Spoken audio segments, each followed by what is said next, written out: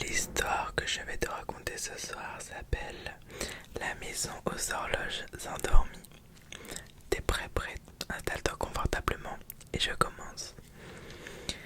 Au cœur d'un petit village de montagne, il existe une maison qu'on appelle la maison aux horloges.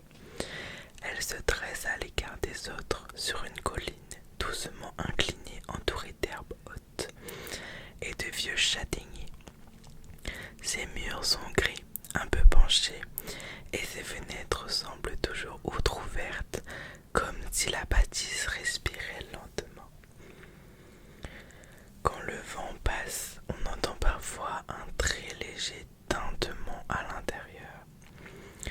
Ce ne sont pas les vitres, ce sont les aiguilles, paraît-il, les aiguilles des montres, des pendules, des horloges, qui dorment mais bougent encore un peu, juste assez pour murmurer au vent.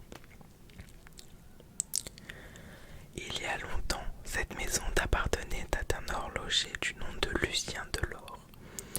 C'était un homme calme, un peu rêveur, qui vivait entouré de montres, d'engrenages et de tic-tac, tic-tac.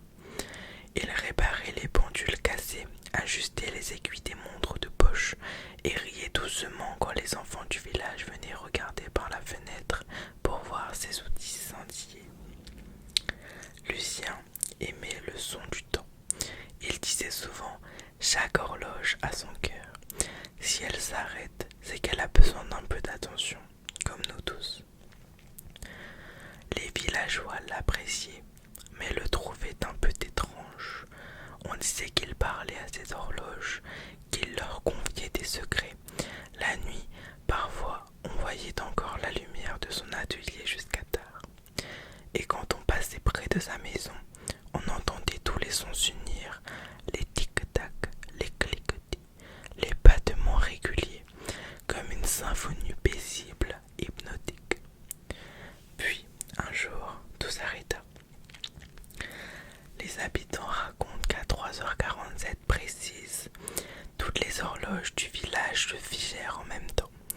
Les montres cessèrent de battre, les pendules restèrent muettes. Et chez Lucien, un grand silence tomba.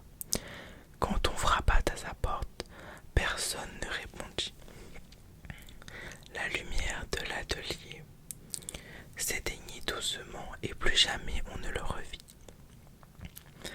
Depuis, la maison est restée telle que les horloges y sont encore suspendues au mur, alignées sur les étagères, posées sur les tables. Aucune ne bouge, aucune ne fait tic-tac. Toutes figées à la même seconde, 3 minutes 47. Les aînés ont passé et le village a changé. De nouvelles maisons ont été construites, la route a été pavée, les enfants d'autrefois sont devenus grands. Mais personne n'a osé habiter dans la maison de Lucien. Certains disent qu'en approchant la nuit, on entend le murmure d'un mécanisme invisible, très faible, comme un cœur qui bat encore sous les murs. Un jour d'été, une jeune fille nommée Clara arrive au village. Elle est apprentie restauratrice d'objets anciens. Lorsqu'elle entend parler de cette maison figée dans le temps, sa curiosité s'éveille aussitôt.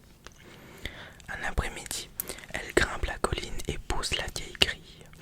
Les herbes frottent doucement contre ses jambes, le vent caresse ses cheveux, la porte d'entrée s'ouvre d'un simple effleurement, comme si la maison l'attendait. À l'intérieur, tout est calme. L'air sent la poussière, le bois et un peu le métal. La lumière du jour passe à travers les vitres, dessinant des bandes dorées sur les planches du sol. Clara avance lentement, regardant autour d'elle.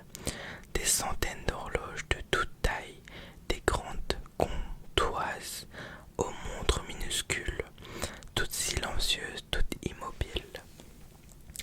Elle sent une étrange chaleur pourtant, comme si le temps ici n'était pas vraiment mort, juste endormi.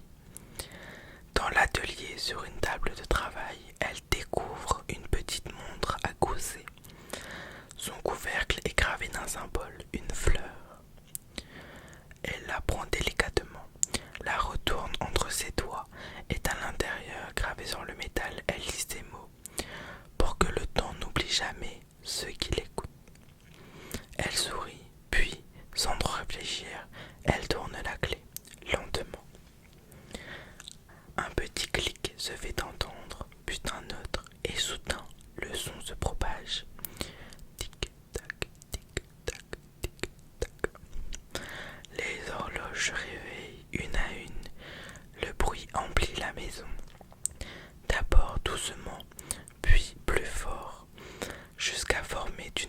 mélodie rythmée et parfaite. Clara se fige, le cœur battant. Les aiguilles tournent à nouveau, les pendules oscillent. Le temps, ici, recommence à respirer. Dans un coin de la pièce, une horloge murale s'allume d'une lumière pâle. Et dans cette lueur, elle croit apercevoir une silhouette très fine, presque translucide, un vieil homme au regard bienveillant qui t'ajuste doucement les engrenages d'une pendule. Lucien Delors, l'horloger. Il lève la tête, la regarde et murmure: Merci, tu as réveillé le cœur. Puis la lumière s'éteint, le silence revient, mais pas tout à fait. Les horloges continuent à battre à leur rythme paisible, régulier. Clara reste un moment assise, observant le balancement lent des aiguilles. Elle comprend que le temps, ici, n'est pas un ennemi. C'est une présence douce, fidèle, presque affectueuse. Elle quitte la maison au crépuscule, le cœur apaisé.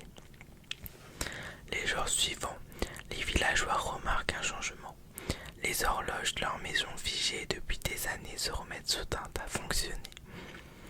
Et lorsqu'ils passent près de la colline, ils entendent dans le vent le son régulier du temps qui coule à nouveau. Clara, elle, revient parfois, simplement pour écouter. Elle s'assoit sur le perron, ferme les yeux, le vent, les tic-tac, les oiseaux, tout semble en harmonie. Et certains soirs, au moment où le soleil disparaît, elle croit entendre une voix douce chuchoter à travers les horloges. Chaque seconde est un battement du monde. Il suffit d'écouter. J'espère que mon histoire t'aura plu. Je te fais plein de gros bisous et je te dis à la prochaine.